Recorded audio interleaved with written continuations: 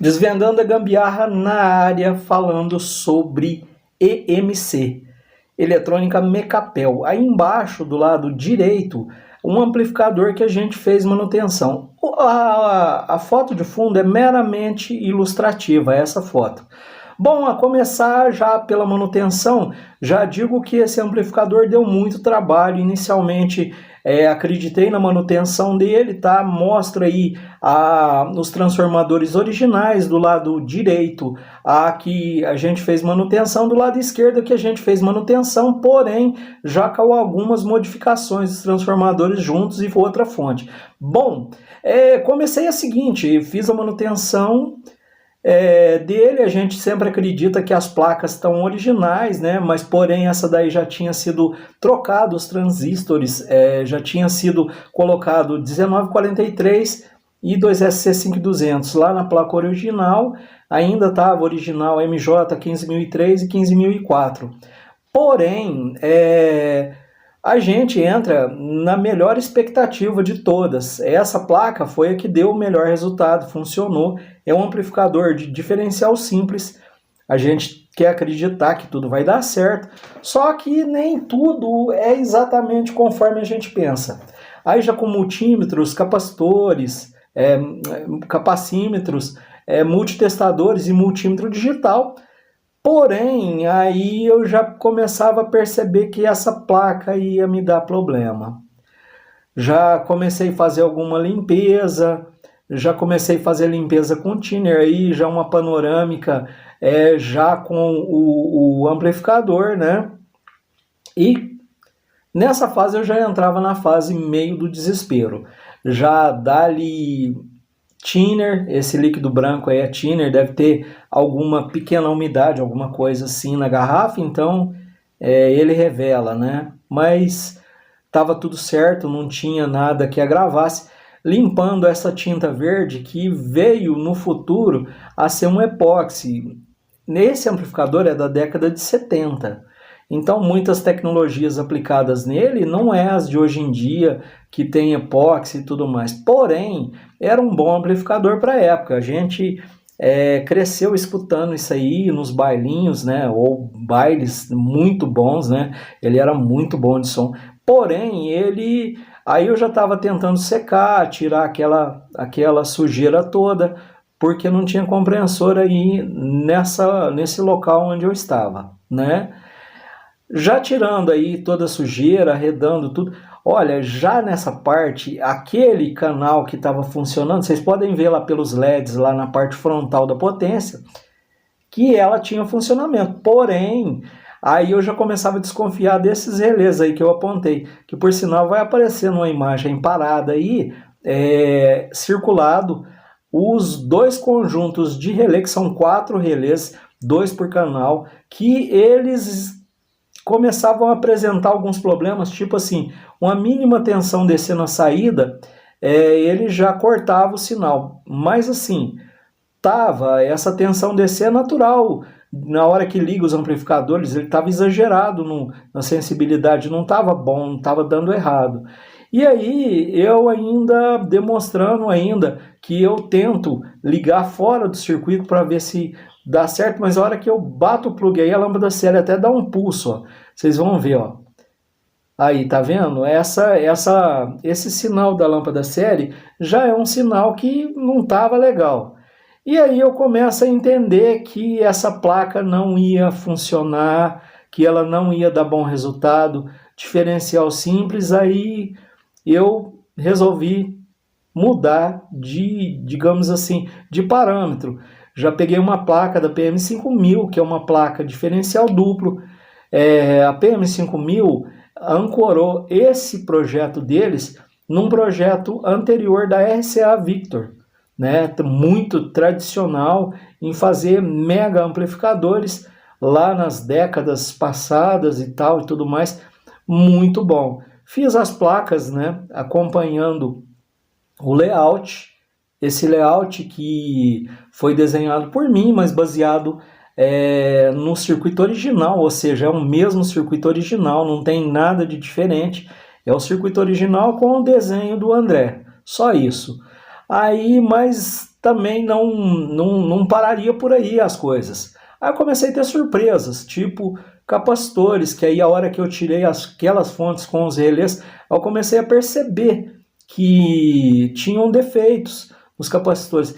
Nessa parte aí aparece o capacitor com defeito. Ele estava na ordem dos Ks, né? No caso aí ele estava muito baixo, seria 5.000 micros e ele tava na ordem dos Ks, né? Então, e esse já é o bom, o que estava lá que era bom. A partir desse momento eu já tinha passado a estratégia minha para uma outra condição, ou seja, eu queria testar tudo, eu não deixei passar por nada. Eu testava tudo, coisa por coisa.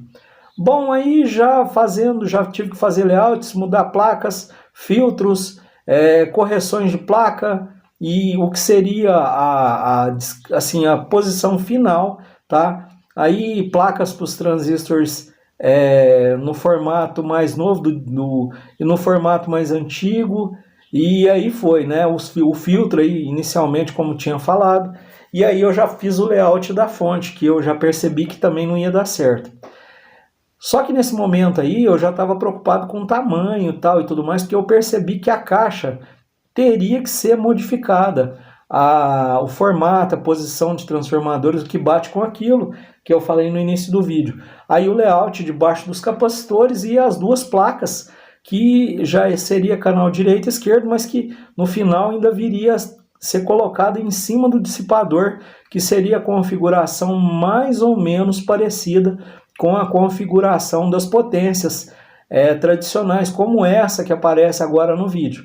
As placas originais, né, originais assim, montagem original da PM5000, tá, já prontas, né, alguns detalhes sobre o que foi utilizado, que utilizou mini drill, e aí a modificação que já começava a ser feita por conta das placas da disposição que mudaria. Fusíveis embaixo, furos tampados, porta-fusíveis, bornes, tudo mudado de lugar, e aí uma configuração, uma panorâmica de como ficou por cima. Pena que eu não tenha batido alguns detalhes a mais. Porém, aí eu já mostro os detalhes da traseira, que são os portas fusíveis, né? É quase um trocadilho. Que eu teria que mudar de lugar, né? Igual, tive que mudar essa tomada de lugar, que ela ficava aqui no canto.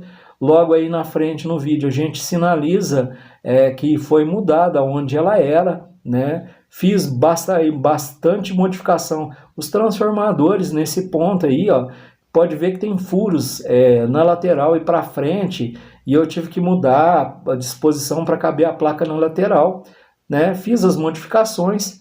A única placa que realmente sobrou do EMC, do P2. E aí eu já entrava na montagem utilizando essa placa como a última que entraria. E a configuração que ficou. Detalhe curioso, fiz um gabinete aí de madeira para segurar a potência com a frente para baixo, enquanto eu trabalhava nela, né? E a configuração original, que seria da PM5000, mais esse filtro que eu coloquei, que não estava presente no desenho original, porque eu utilizava essa placa de PM em outro tipo de montagem e utilizava os filtros e os resistores fora, e aí eu tive que fazer uma pequena modificação, né, e colocar o filtro com uma bobina, né, e os resistores, para aproveitar a disposição do dissipador, eu coloquei ele nessa posição que eu vou apresentar agora com o círculo, né, grifando a posição que ele ficou, né, e aí já estava definido realmente o que seria a montagem final.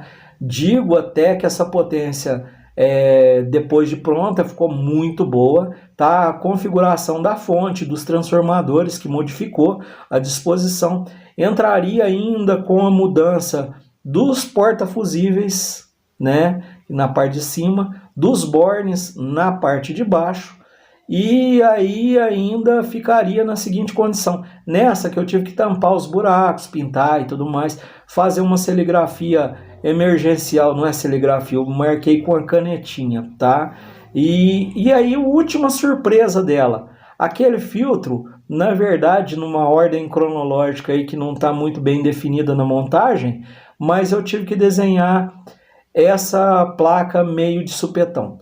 Bom, logo logo a gente vai entrar com o teste final da potência. Para quem assistiu o vídeo aqui, já deixa o seu curtir, comente, compartilhe. Me avise aí se você já passou por alguma situação dessa, por algum perrengue desse, tá? Aí eu já estou fazendo os testes. Diga-se de passagem, ficou muito boa, ficou muito superior até, na verdade, porque a placa é um diferencial duplo, né? Bom, por aqui fica o tchau do André. Deixem o seu gostei, comentem, compartilhem, Desvendando a Gambiarra. Fica por aqui por hoje. É só!